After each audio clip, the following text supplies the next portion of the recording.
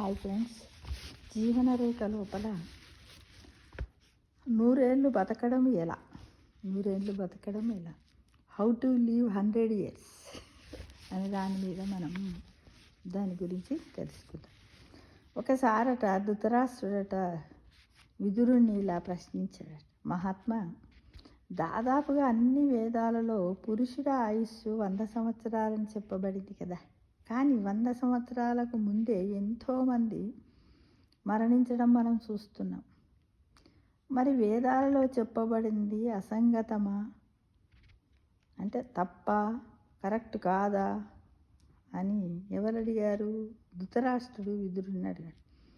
అందుకు విదురుడు ఏమన్నాడట, ఓ రాజా, ఒకటవది అహంకారం, 2 అతిగా మాట్లాడు, 3 త్యాగ గుణము లేకపోవడం, 4 కామము, 5 క్రోధము, 6 స్వార్థము, 7 మిత్రద్రోహం. ఈ 7 గుణాలు పదునైన కత్తుల్లాగా మనిషి ఆయువును ఖండించి వేస్తున్నాయి. ఇవే మనిషిని చంపేస్తున్నాయి, కానీ మృత్యువు కాదు. అంటే మనం బ్రతికేటప్పుడు దీన్ని బట్టి మనం ఏం తెలుసుకోవాలి? అహంకారాన్ని తగ్గించుకోవాలి. అతిగా మాట్లాడదు, అంటే అవసరం ఉన్న చోటనే అర్థవంతంగా ఇతరులను బాధ పెట్టకుండా మాట్లాడాలి.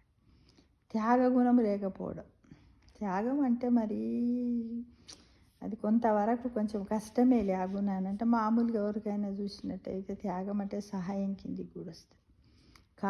కామాన్ని మనం అదుపులో ఉంచుకోవాలి. క్రోధం అంటే ఏంటి? కోపాన్ని కూడా అదుపులో ఉంచుకోవాలి. కోపమే తన శత్రువు అంటారు చూడండి. కోపంలో ఎన్నో పనులు చేస్తూ ఉంటాం. మంచి కంటే ఎక్కువ చెడే జరుగుతుంది కోపం లోపల. కోపం బాగా వచ్చినప్పుడు మౌనంగా ఉండడం అవసరం. అందుకే చెప్తారు కదా, రోజు 24 గంటలలో మనం మామూలుగా 12 గంటలు పగలు, 12 గంటలు రాత్రి ఉంటుంది. అయితే ఈ 12 గంటలు పగలు మాట్లాడుతున్నాం, రాత్రి 12 గంటలలో కూడా మళ్ళీ 4-5 గంటలు తీసుకుంటున్నాం. అలా కాకుండా ఈ 24 గంటలలో రోజు 1 గంట మౌనంగా ఉండడానికి ప్రయత్నం చేయమని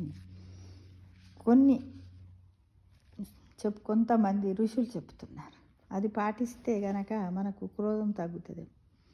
స్వార్థము, నీది నాది అనే స్వార్థం, ఆ స్వార్థమే ఎన్నో రక్త సంబంధాలను కూడా దూరం చేస్తుంది. ప్రేమ, అనురాగాలు, ఆప్యాయతలు ఏవీ లేదు. ఫస్ట్ మంటారు చూడు, తన కడుపు నిండితే దరిద్రం భాష అంటారు కదా.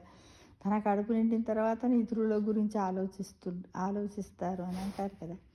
అలా కాకుండా ఈ స్వార్థం కూడా కొంత 100లో ఒక 20% స్వార్థం పెట్టుకొని 80% నిస్వార్థంగా ఇతరులకు సేవ చేయడము. కానీ డబ్బు సహాయం అన్నీ ఉంటాయి స్వార్థం లోపల. ఎన్నో రకాలైనటువంటి కార్యకలాపాలను చేయొచ్చు కదా ఫ్రెండ్స్.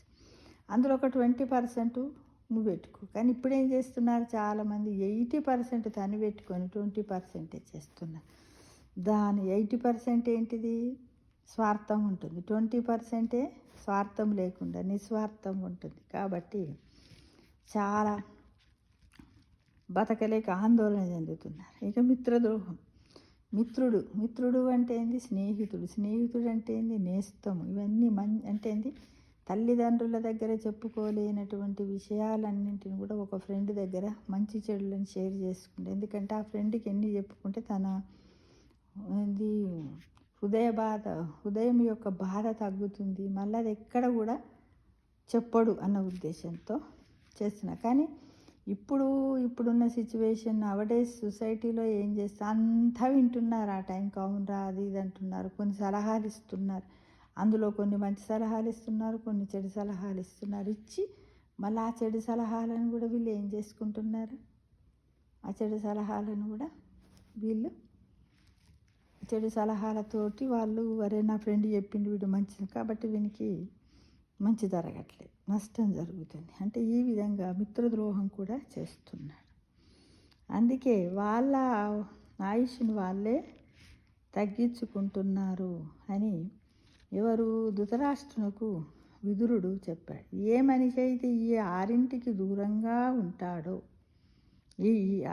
ఏ మనిషి అయితే 6ంటికి అంటే 7 గుణాలు పదునైన కత్తుల్లాగా మనిషి ఆయువును ఖండించి వేస్తున్నాయి. ఇవే మనిషిని చంపేస్తున్నాయి, కానీ మృత్యువు కాదు.